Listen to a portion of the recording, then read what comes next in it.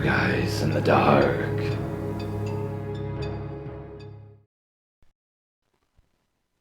I live with my dad because I am slightly disabled. I depend on him or others for transportation, food, and things like that. But I'm working on depending on me only now. Recently I got a job, but it does suck. I work at Subway, and the pay is pretty trash. Here is the start of my story. My dad met his current girlfriend right before COVID hit, so he only knows her for like half a year. She's a year younger than me. I happen to be 30. He met her at his job sleeping around with like 5 men in one damn week. He felt bad for her and tried to stop her. She got out of what she claims was an abusive relationship. Somehow he ended up dating her. He feels ashamed he is with someone younger than his own daughter, so he keeps her around as if it was some kind of secret. But being nice, I didn't judge them, and I even supported them. I, being naive as hell, believed that it would be okay and rooted for them. Because of this, I got involved in their life. And they brought me around to their vacations and eat-outs. I was even given presents by her. At first, she called him like 5 times every day just to talk to him.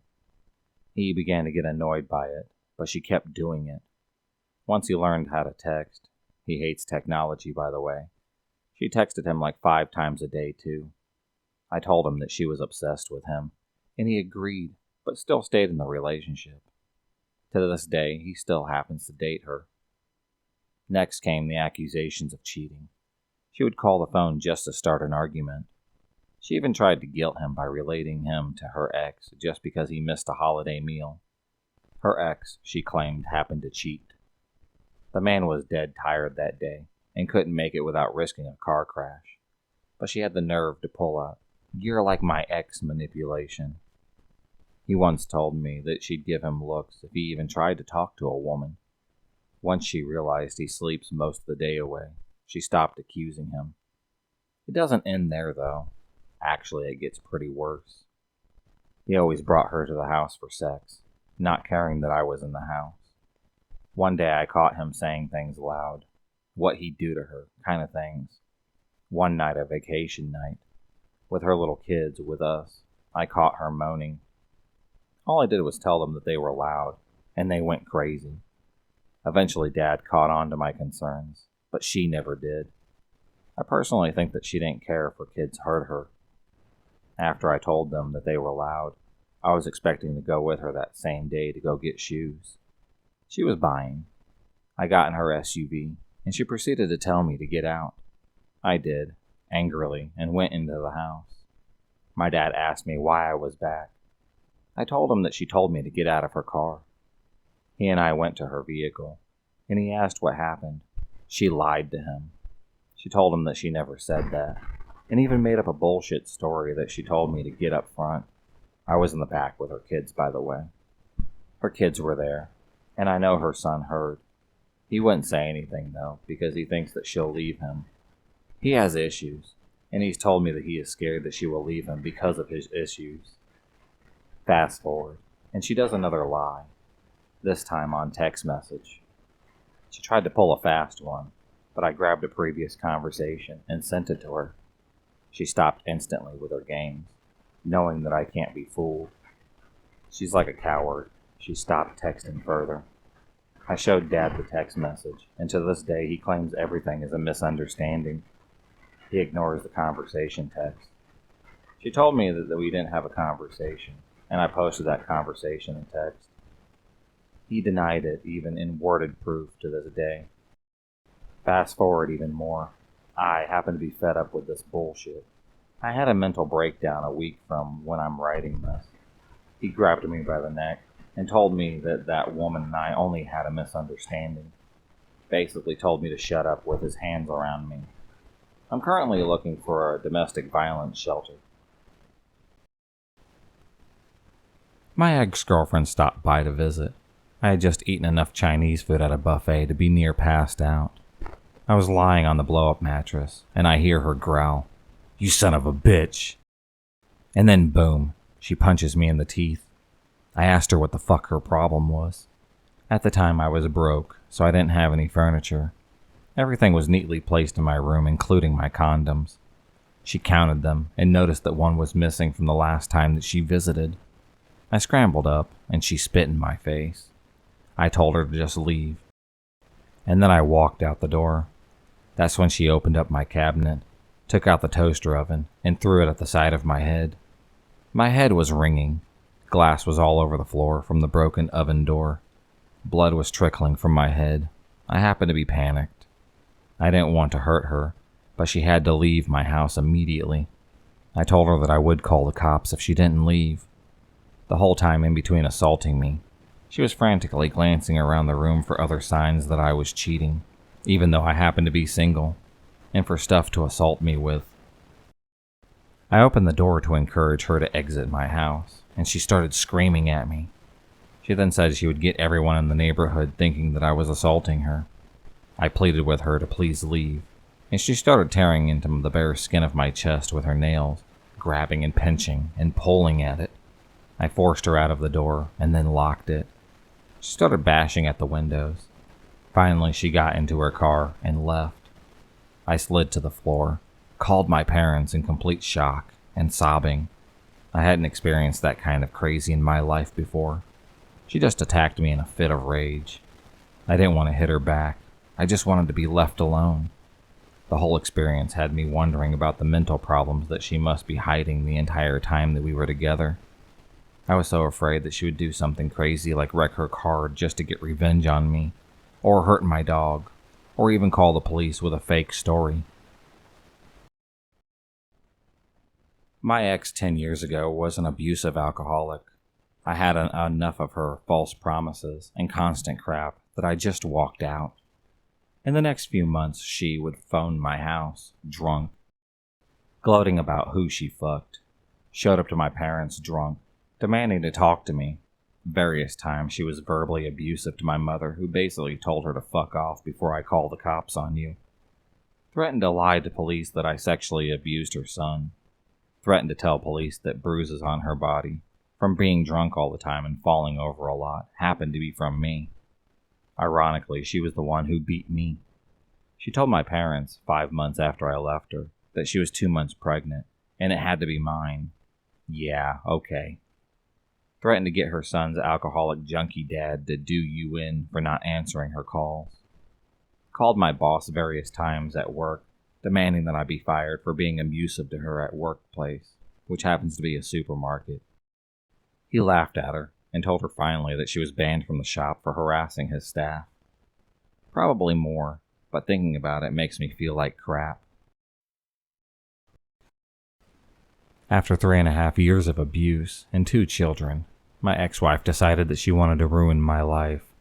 Had me arrested on false charges of domestic violence, which led to a plea bargain due to the fact that we were living on my $10,000 a year income. She refused to work the entire relationship. She refused to work, which led to a 3-year probation, including group therapy sessions for abusers. During these sessions, patients were required to recount the episodes of abuse and explain where they made their mistakes. Due to the fact that I hadn't actually committed any abuse, I was forced to lie, as lack of participation equals failure to abide by the requirements of the probation deal. This led to the judge threatening me with up to 3 years in prison. As a result, we fled the country, set up shop in the Middle East. I was forced to join the army and served as a combat soldier for 2 years.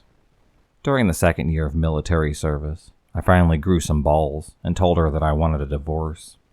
The resulting meltdown created a situation in which I was forced to plead my domicile. In the process, I forgot to take my ID. She spent the next year forging my signature on rent, phone, water, electrical, and credit card contracts. To this day, I am still paying off the $200,000 debt that she built up in my name. This figure does not include the debt that she incurred using my ID when she returned to the States. And she illegally kidnapped my children when she fled the Middle East to return to America. So yeah, I need a drink because of her. This all started back in 1985.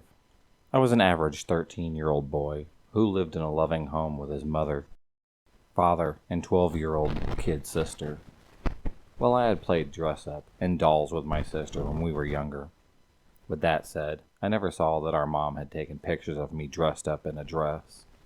Well, Dad was a man's man. This, simply put, means beer in sports. Football was his main sport. I could not even make the Pee-wee team. This, of course, did not make him very happy. I should say that I loved to help our mom in the kitchen. With our dad, any cooking or housework was woman's work. Therefore, it was right for my sister to help my mom in the kitchen. You see that whenever we cooked, Mom had made sure that we wore aprons. Mom did not want us to get our clothes dirty. I know you are wondering how this relates to how many girlfriends made me into her best friend forever. Well, we're getting to that point. You see, my dad was at work late on a Friday, and we were baking a cake for his birthday.